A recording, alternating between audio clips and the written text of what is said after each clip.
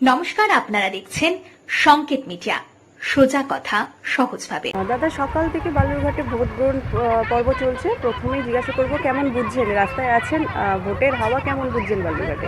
এবার ভোট জনগণ ক্ষুব্ধ হয়ে আছে, পশ্চিমবঙ্গের জনগণ যে অপশাসন থেকে মুক্তি চাইছে তারা, সে কারণে তারা স্বতঃস্ফূর্তভাবে ভোট গ্রহণ কেন্দ্রে তারা গিয়ে হাজির হয়ে যাচ্ছে। সকাল সকাল প্রচুর ভোট পড়ে গেছে, আপনারা দেখবেন খবর নিয়ে যে সম্ভবত 18% বা 20% ভোট পড়ে গেছে অলরেডি।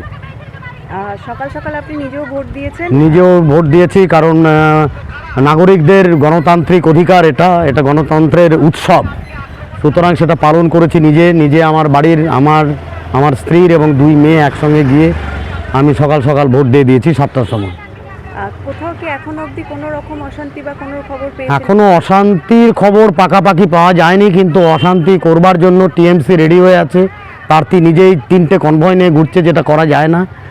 আরও জায়গায় বিভিন্নভাবে তারা 100 মিটারের মধ্যেও কিছু ছেলেপেলে ঢুকে ভোটারদেরকে, আমরা নালিশ করেছি তো, এই আমাদের সিডিপিও অফিস আছে এখানে সত্যজিৎ মঞ্চের পাশে, তারপরে আমার নিজের কেন্দ্র যেটা 3 নম্বর বুথ, সেখানে আশেপাশে ছেলেরা 100 মিটারের মধ্যে ঢুকে প্রভাবিত করছে ভোটারদের। আচ্ছা, সেটা নিয়ে আপনারা অভিযোগ জানিয়েছি। সেখান থেকে কি কোনো রকম পদক্ষেপ? হ্যাঁ, ওরা পদক্ষেপ নিয়েছে, ওরা তাদেরকে সরিয়ে দিয়েছে সেখান থেকে। প্রার্থী নিজে যে কনভয় নিয়ে ঘুরছে, তাতে কি কোনো ডিস্টারবেন্স তৈরি হচ্ছে? সেটাও অবজারভারকে বলে দিয়েছে অলরেডি। ডিস্টারবেন্স না, বেআইনি কাজ, তো ডিস্টারবেন্স তো হবেই। ও আতঙ্ক তৈরি করার চেষ্টা করছে সকাল থেকে।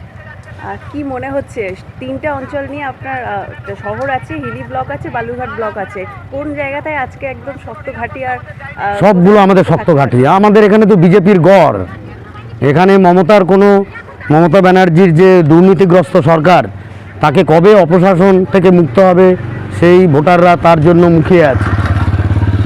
Subscribe our channel, press the bell icon.